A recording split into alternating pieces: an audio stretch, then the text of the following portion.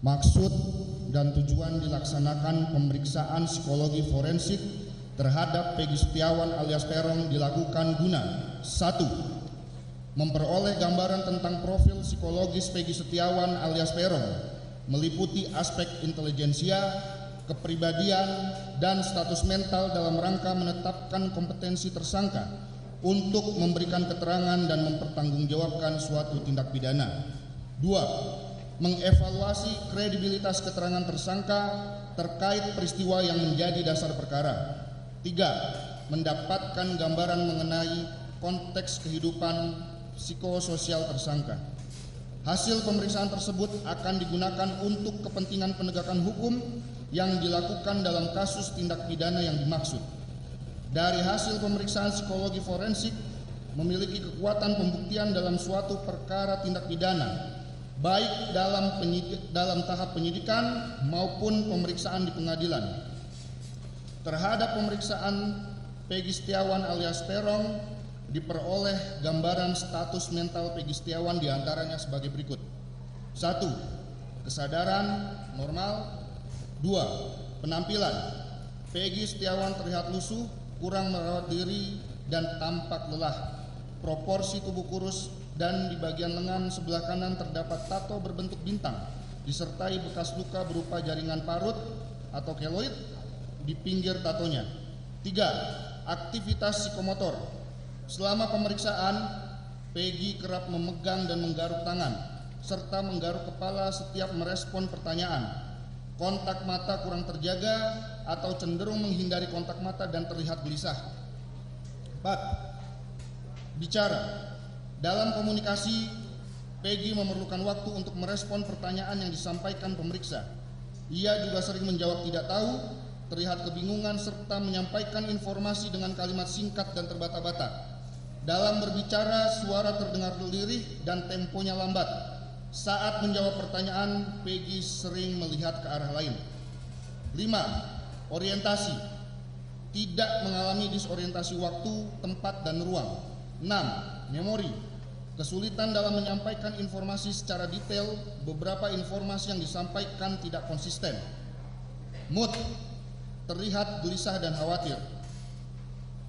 8. Emosi dan afek: selaras atau kongruens dengan isi pembicaraan.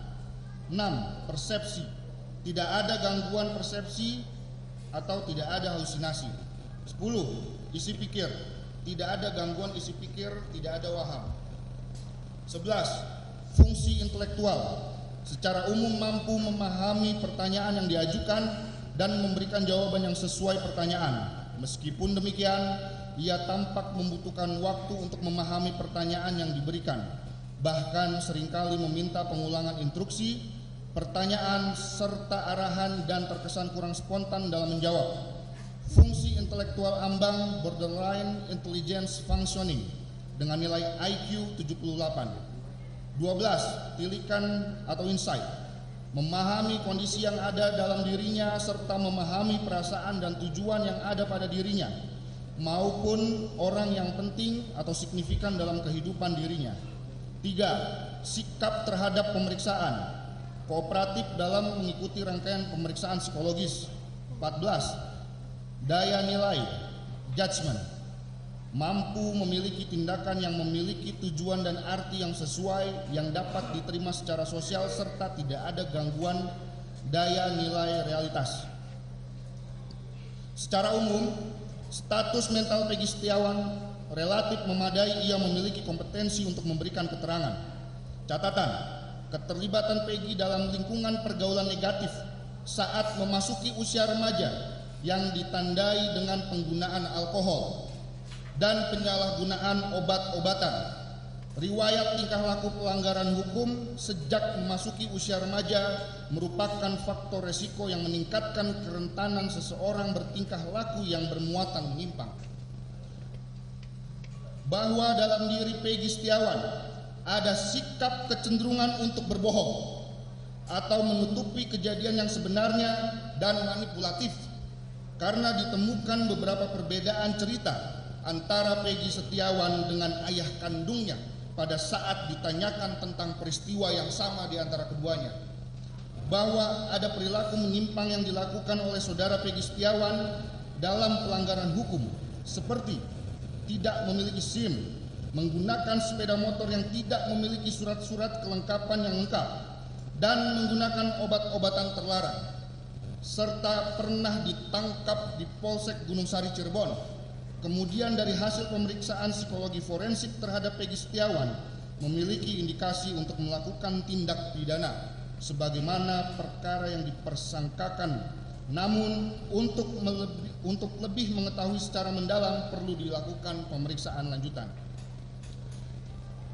Pada saat saudara Peggy Setiawan ditanyakan secara langsung mengenai peristiwa tersebut di atas, saudara Peggy Setiawan menjawab tidak tahu.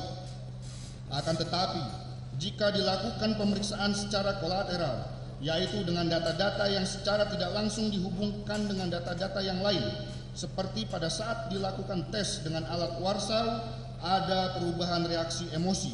Di saat kami memperlihatkan secara tiba-tiba dan cepat foto korban Eki ataupun Vina, ada sempat terjadi perubahan emosi pada saat melihat foto tersebut, sehingga tergambar adanya indikasi bahwa saudara Peggy Setiawan mengetahui peristiwa tersebut di atas. Akan tetapi untuk lebih mengetahui secara mendalam perlu dilakukan pemeriksaan lanjutan.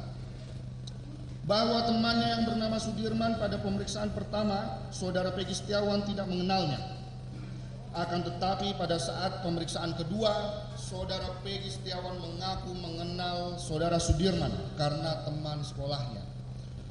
Bahwa Peggy Setiawan memiliki karakter manipulatif dan saudara Peggy Setiawan dapat dimintai pertanggungjawaban atas perbuatan yang dilakukannya.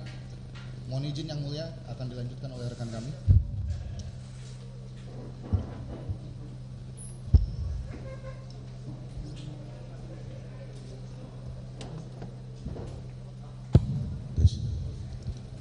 Mohon izin yang mulia, kami lanjutkan.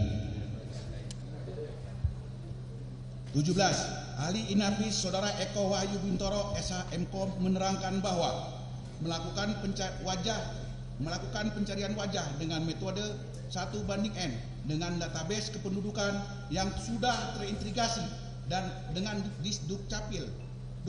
Lalu kami mendapatkan beberapa kandidat dan kami pastikan kandidat yang memiliki nilai kemiripan yang sangat tinggi. Mekanisme selanjutnya adalah melakukan pencocokan wajah, melakukan metode face comparison 1:1 dengan hasil di atas 90% identik, yaitu membandingkan foto wajah barang bukti dengan foto wajah dari hasil pencarian ke database Dukcapil.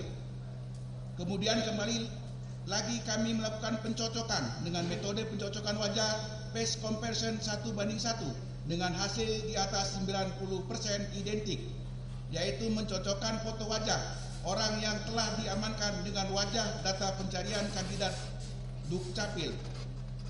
Kemudian kami